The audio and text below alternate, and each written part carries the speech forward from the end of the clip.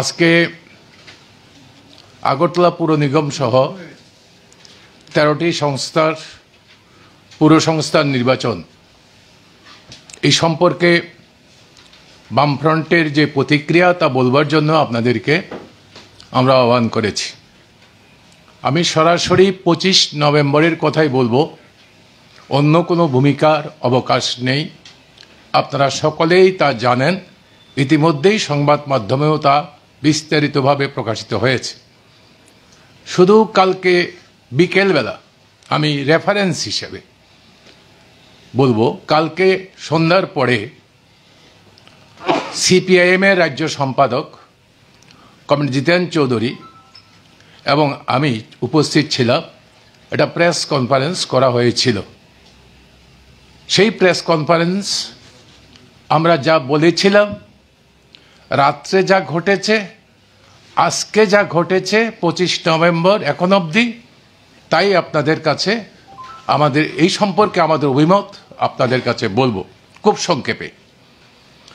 24 তারিখ আমরা বলেছিলাম কালকে রাত্রিবেলা ধর্মনগর থেকে সাব্রুম পর্যন্ত সর্বত্র নগর সংস্থাগুলোর এলাকার বাইরে সশস্ত্র দুর্বৃত্তরা যারা বিজেপি আশ্রিত তারা নগর সংস্থাগুলোতে ঢুকে গেছে।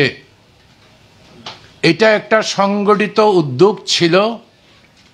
আগরতলা থেকে হেডকোয়ার্টার থেকে নির্দেশ পেয়ে কে কোন এলাকায় কোন পুলিং বুথ কার কন্ট্রোলে থাকবে, কোন নেতার, ওইটা পর্যন্ত ডিস্ট্রিবিউশন হয়েছে, হয়ে ওদেরকে দায়িত্ব দেওয়া হয়েছে।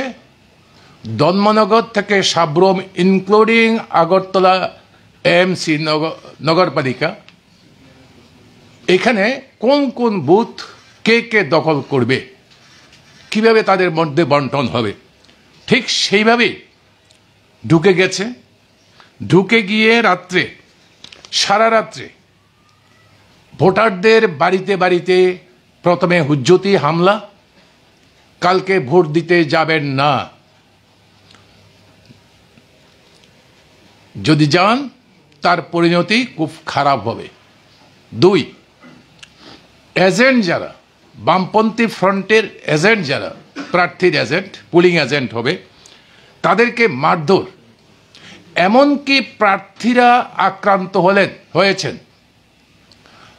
আগরতলা নগর নিগমের একজন মহিলা প্রার্থী, যাকে ছোট বন্দুক রিভলভার যাকে বলে, রিভলভার ঠেঙ্গিয়ে বলছেন এখন মারবো না কালকে সকালে মারবো, না ছেড়ে দিলাম, কালকে সকালে বেরিলে মাথা ফেলে দেব, এই কথা বলে ওর ভাসুরকে মারল। শুধু আগরতলার এই ঘটনা না, অন্যান্য ক্ষেত্রেও আমি সংক্ষেপ করার জন্য একটা উদাহরণ দিলাম শুধু।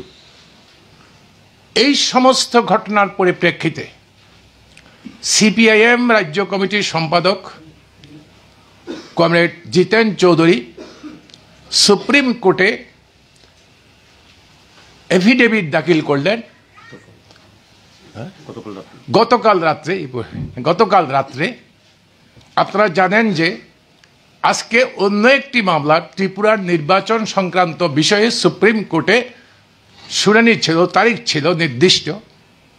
এই সুযোগে বামফ্রন্ট এবং সিপিআইএম এর বক্তব্য কি, এই কি পরিস্থিতি হয়েছে, সেই পরিস্থিতিতে রাত্রিবেলাই আমরা এফিডেভিট কমরেড জিতেন চৌধুরী দাখিল করেন এবং আমরা কৃতজ্ঞ মাননীয় সুপ্রিম কোর্টের কাছে, দেশের সর্বোচ্চ আদালতের কাছে আজকে সকালবেলা আমাদের এই পিটিশনের উপরে শুনানি দিয়েছেন এবং ডাইরেক্টিভস ত্রিপুরা সরকার, পুলিশ প্রশাসন এবং নির্বাচন কমিশনকে দিয়েছে। সেই ডাইরেক্টিভসগুলো আমি পরে বলবো। এখন 25 নভেম্বর, আজকের দিন, ভোটের দিন। কি ঘটেছে? যেভাবে বলেছিলাম আমরা সকাল থেকে বিলোনিয়া, ধর্মনগর এবং খোয়াই, আমি বলি আপনাদের, আমরা সতর্ক ছিলাম। বিলোনিয়া এবং ধর্মনগরে অধিকাংশ বুথে আমাদের প্রার্থীরা, এজেন্টরা ভোর রাত্রে ঢুকে গেছে। খোয়াইতে ঢুকতে পারেনি। এই 3টা কেন্দ্রে সকাল থেকে সমস্ত বুথ দখল করে ফেলে। যেইমাত্র ভোট আরম্ভ হয় সঙ্গে সঙ্গে আমাদের প্রার্থীরা যারা ভোট কেন্দ্রের ভিতরে ছিলেন বের করে এজেন্টদের বের করে দেয় বিলোনিয়া, ধর্মনগর এবং খোয়াই থেকে।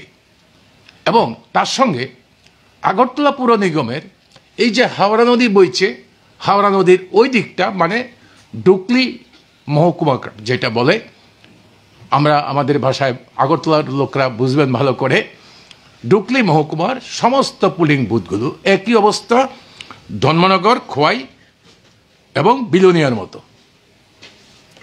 কিছুক্ষণের মধ্যে সকালবেলা ভোট গ্রহণ করার কিছুক্ষণের মধ্যে মেলাগড়, আগরতলা পুর নিগমের বাকি অংশ, এখানেও প্রার্থী এবং পুলিং এজেন্টদের উপরে হামলা আরম্ভ হয় এবং তাদেরকে বের করে দেওয়া হয়।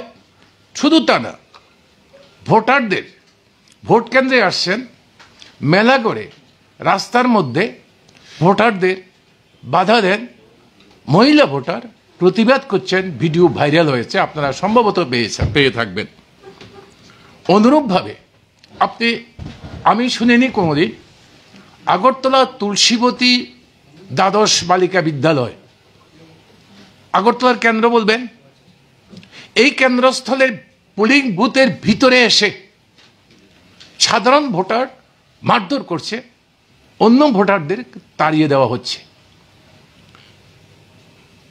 ভোট আরম্ভ হওয়ার কিছুক্ষণ পরেই এইভাবে বিকেলবেলা দেখা গেল আগরতলায় নগর নিগমের অধিকাংশ পোলিং বুথ, আমি আগেই বলেছি, বহিরাগত এরা দুষ্কৃতীরা যারা বিজেপি আশ্রিত তারা দখল করে ফেলে প্রায় সবকটা পোলিং বুথ আগরতলা পুর নিগমে।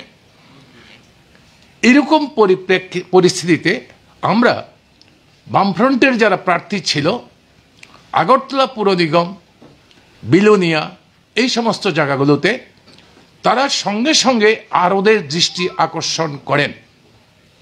বিলোনিয়াতে 2 থেকে আড়াই ঘন্টা ধর্ণা দেন আরোর কাছে, প্রার্থীদের সঙ্গে আরও কথা বলতেই রাজি না রিটার্নিং অফিসার। পরবর্তী সময়ে বাধ্য হন এবং বলেন, দরখাস্ত দিয়ে বলেন, সেই দরখাস্তের প্রতিলিপি যদি আপনারা চান আমরা রেখেছি, দরখাস্ত দিয়ে বলেন আমি ভোট প্রার্থী অমুক কেন্দ্রে পুর নিগমের এবং বিলোনিয়া মিউনিসিপ্যাল কাউন্সিলের এবং অন্যান্য নগর সংস্থাগুলোর, আমাকে বিজেপি দুষ্কৃতীরা ভোট কেন্দ্র থেকে আমাকে আমার এজেন্টকে তাড়িয়ে দিয়েছে, আপনি আমাদের ঢোকার ব্যবস্থা করুন, পুলিশের সহযোগিতার জন্য বলুন, আমরা যেন ঢুকতে পারি, এই সময় পর্যন্ত ভোট স্থগিত থাকুক, আমরা ঢুকবো, ভোটার ঢুকবে, কারণ আমরা ঢুকেছিলাম, আমাদের অ্যাপয়েন্টমেন্ট হয়েছে, আমাদেরকে তাড়িয়ে দিয়েছে। কিন্তু কার কাছে বলে? আরোদের কাছে। কি হবে আরোদের কাছে বলে? আমি পরে বলবো আরোদের ভূমিকা। কিন্তু কিছুই হয়নি। অবজারভারের কাছে বলা হয়েছে, অবজারভারের কাছে বললে আরও বলে, আরোর কাছে বললে পুলিশকে বললে, পুলিশের ভূমিকা আমি বলবো একটু পরে। এই হলো 5টি সংস্থা। এই 5টি সংস্থায় কি হয়েছে, কি আমাদের সমস্যা ছিল, কি আমাদের জনগণের স্পৃহা ছিল এই নির্বাচনে? অন্তত 3.5 বছরে কোনো ভোট হয়নি। এবার অন্তত আমার ভোটটা আমি দেব। হ্যাঁ ঠিক আছে, বামফ্রন্টকে দেব না তো তোমার পছন্দ মতো প্রার্থীকে দেবে। অধিকাংশ নির্বাচক মণ্ডলীর প্রত্যাশা ছিল অন্তত তাদের ভোটটা তারা দিক। তার সলিল সমাধি হয়েছে, গণতন্ত্রের কবর হয়েছে ত্রিপুরাতে। ভারতীয় সংবিধানের নাগরিকদের মৌলিক অধিকারের মধ্যে অন্যতম অধিকার হচ্ছে আমি নির্বাচনে দাঁড়াতে পারবো এবং আমি আমার পছন্দ মতো প্রার্থীকে চয়ন করতে পারবো, তার সলিল সমাধি ঘটেছে ত্রিপুরায় 25 তারিখ। আজকে এই পুরো সংস্থাগুলোর যে নির্বাচন ত্রিপুরার নির্বাচন কমিশন ঘোষণা করেছে, এর মধ্য দিয়ে কাজেই এই যে 5টি এলাকায়, এই 5টি এলাকার নির্বাচন কিছুই হয়নি, প্রহসন হয়েছে, ছাপ্পা ভোট হয়েছে। আমরা এই নির্বাচন মানছি না। ফ্রেশ পুলিং, এই 5টি সংস্থাতে ফ্রেশ পুলিং আমরা দাবি করছি। শুধু এর মধ্যেই সীমাবদ্ধ নেই, শুধু এই 5টি সংস্থার মধ্যেই সীমাবদ্ধ নেই। বাকি কয়েকটি মিউনিসিপ্যাল কাউন্সিল, কুমারঘাট, সাবরুম, সোনামুড়া, অমরপুরেও একটা সময়েতে আপনি ভাবতে পারেন একটা রাজ্যের মন্ত্রিসভার সদস্য যিনি সংবিধানের নামে মন্ত্রগুপ্তির শপথ নেন, উনি গিয়ে কুমারঘাটে 8টা পুলিং বুথে ঘুরছেন।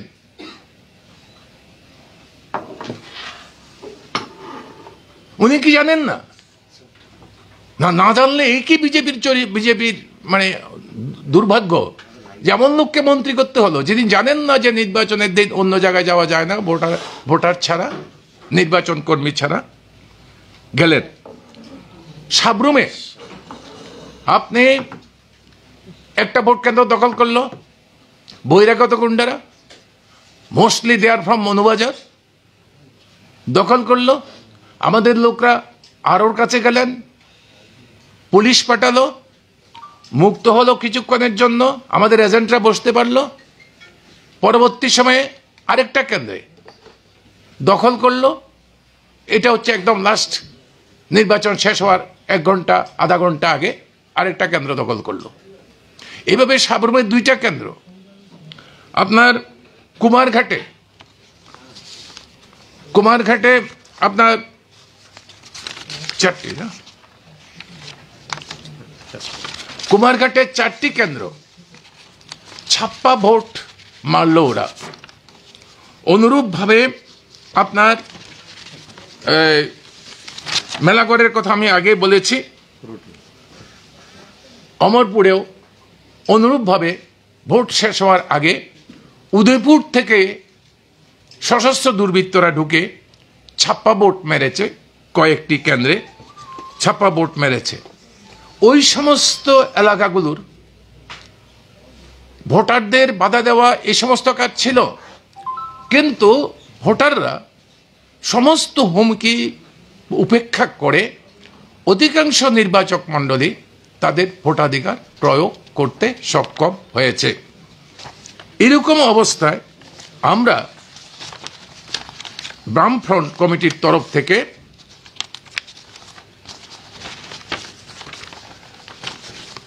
আমরা সাবরুমে 2টা এবং কুমারঘাটে 4টাতে এই ভোটটা যেটা হয়েছে এটা ছাপ্পা ভোট, এটা বাতিল করবার জন্য।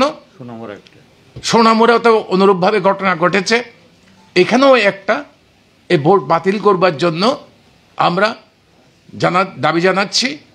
আমরা বলছি, এই কথা দাবি করছি, আপনাদের মাধ্যমে এই রাজ্যের মানুষকেও অনুরোধ করছি। এখন প্রশ্ন হচ্ছে, সকাল থেকে এই ঘটনা ঘটল, নির্বাচন কমিশনের ভূমিকা কি? নির্বাচনের কমিশনের ভূমিকায় বামফ্রন্ট তীব্র ক্ষোভ ব্যক্ত করছে। কমিশনের ভূমিকা ন্যাক্কারজনক ভূমিকা।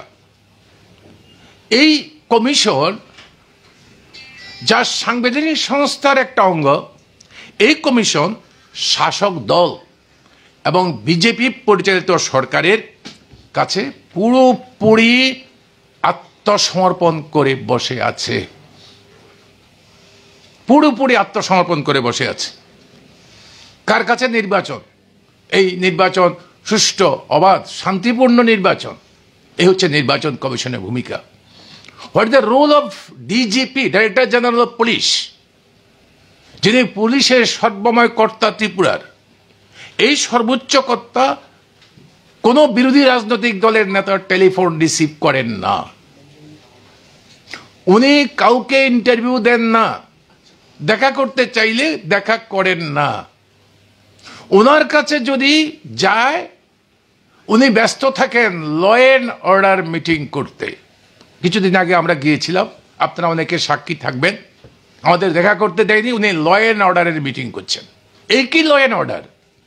একটা নির্বাচন প্রক্রিয়া যখন চলছে, মাননীয় DGP director general of police কোন ডিস্ট্রিক্টে গেছেন, কোন পুলিশের সঙ্গে মিটিং করেছেন, কি নির্দেশ দিয়েছেন, আপনাদের সংবাদ মাধ্যমে কোনোদিন আমাদের নজরে পড়েনি এই খবরটা। এই ডাইরেক্টর জেনারেল অফ পুলিশ,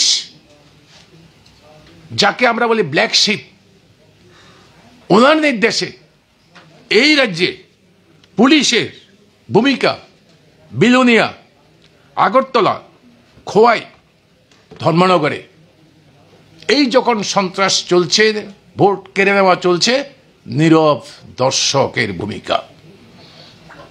তাদের ভূমিকাগুলো কি হয়েছে? বিজেপি আশ্রিত সমাজবিরোধী যারা ভোট লুট করছে, বামপন্থী কর্মীদের আক্রমণ করছে, তারাই উৎসাহিত হয়েছেন তাদের এই ভূমিকাতে।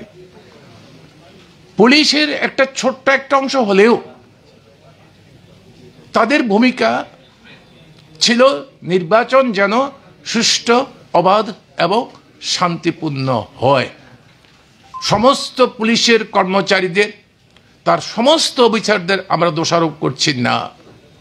একটা অংশের ভূমিকা না থাকলে পরে অন্যান্য কয়েকটা যে নগর সংস্থা, সেখানে যে ভোট হয়েছে, সেই ভোটেও এরা এমন করতে পারত হয়তো বা কোনো কোনো ক্ষেত্রে, কিন্তু ওদের ভূমিকা নির্বাচনের জন্য সদর্থক ভূমিকা কিছুটা ছিল।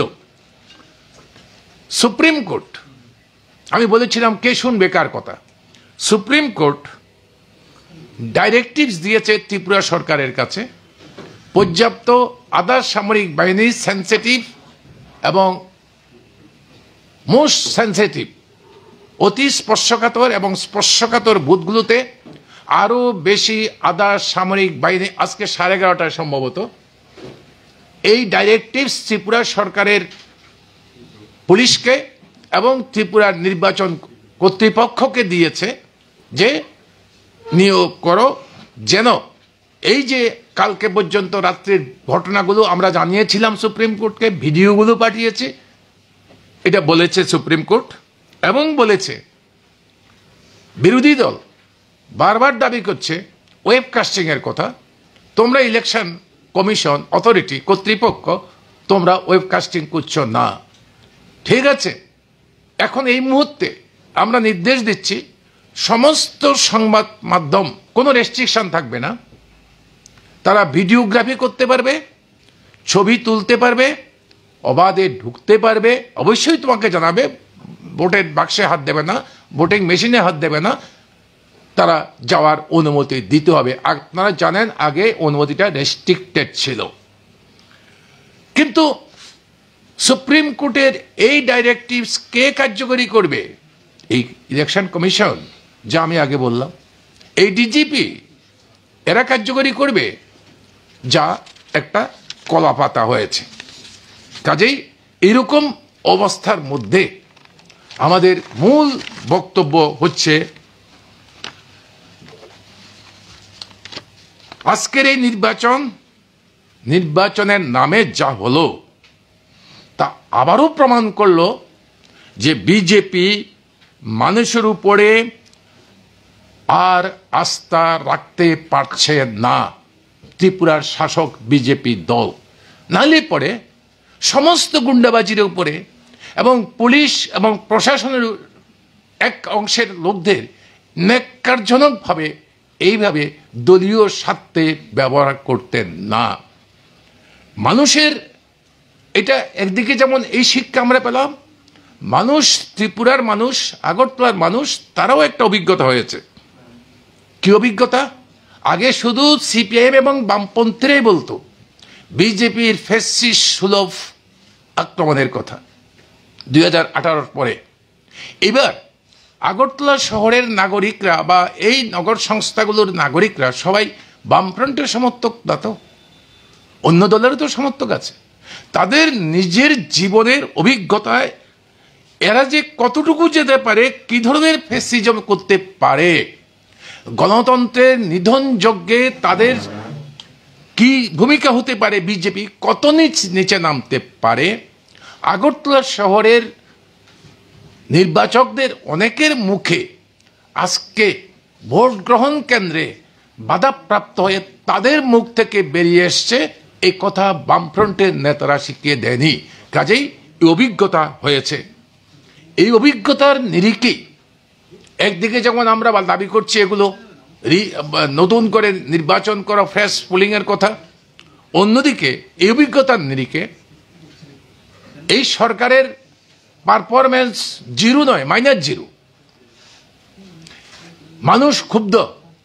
কাজেই আগামী দিনগুলোতে এই অভিজ্ঞতা, রাজনৈতিক অভিজ্ঞতা এটা হয়েছে মানুষের, অর্থনৈতিকভাবে তারা তীব্রভাবে তারা লাঞ্ছিত, বঞ্চিত হচ্ছেন, আঘাতপ্রাপ্ত হচ্ছেন।